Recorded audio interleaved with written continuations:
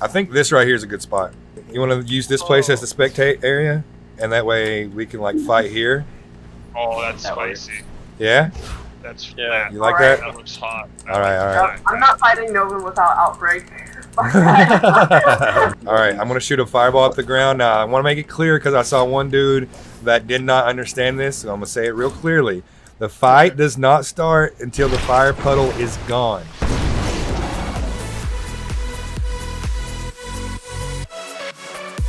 All right, when the fireball's gone, it's time to get it on. Crashy versus Stony. Let's go, round 1. Boom, baby.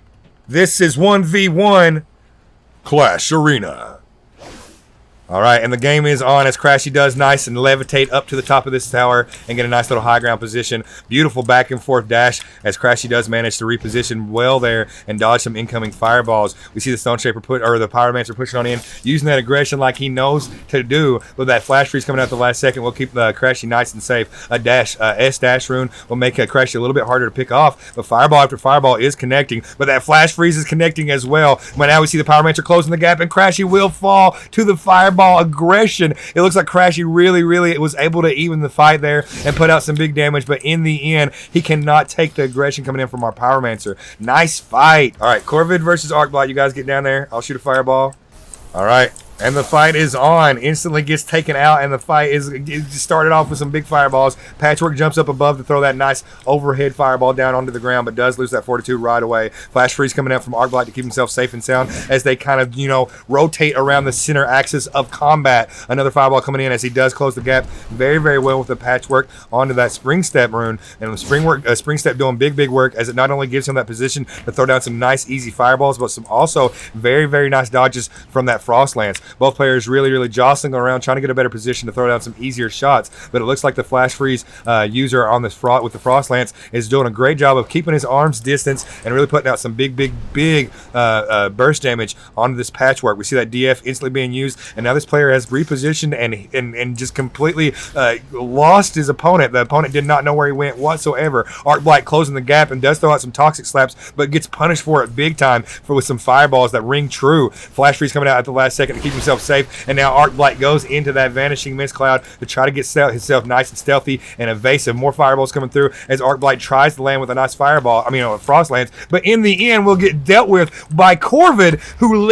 pulls it back, holds his breath, and waits for the right moment, and Arcblight is gone. All right, here we go. Ilya versus Blank. I'm going to shoot the fireball down. This is going to be a battle for the ages. Good luck.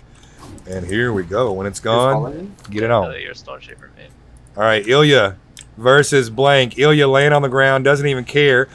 Throwing the complete BM, fireball after fireball coming out, and it looks like Ilya manages to sidestep as Blank also manages to sidestep, but in midair. Nice little updraft gives him that beautiful verticality that you expect to see from the Tempest, and now he's using that verticality to make sure he stays on top of these structures. Fireball after fireball coming out, though, as Ilya does connect with those big shots and puts out some big damage. Now we see the Chronomancer from Ilya coming out, and he rewinds time and also the damage dealt, so he does get that health and armor right back. But now on the low ground, it looks like he's going to be in a difficult position as Ilya is getting kind of peppered with a lot of fireballs. Now we see the wind spam coming in from our Tempest, and it looks like Blank is really in a good position. Chronomancer being used again to rewind time and space to get that health and armor back.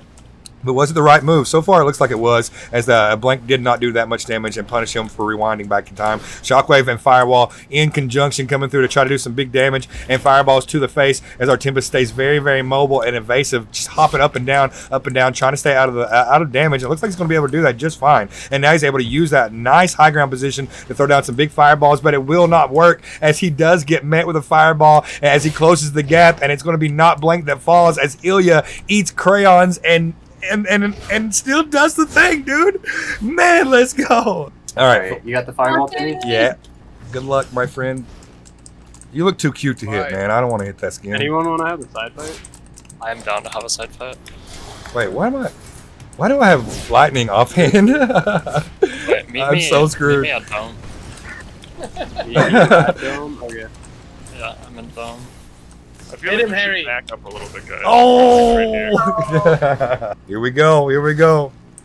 MDK versus A Light, and here we go. The Toxic Cloud coming out big time, and it looks like Invisibility is actually the rune that he's using. I cannot believe we didn't hear the Chronomancer pushing on in, throwing down some big boulders on the MDK, as it looks like that boulder will connect, and the Frost Lance actually does not. Toxic Slap coming through, as well as A Light does get close enough to make that shotgun work happen, and now Frost Lance coming in through from MDK, closes the gap, and A Light actually wins the fight. Invisibility takes the dub and makes it happen. MDK, a really great Frostborn player, also a really great 1v1 player in her own right, but this time it looks like Ann Lighten will actually be able to take the dub, and does it with a rune that does not have movement, man.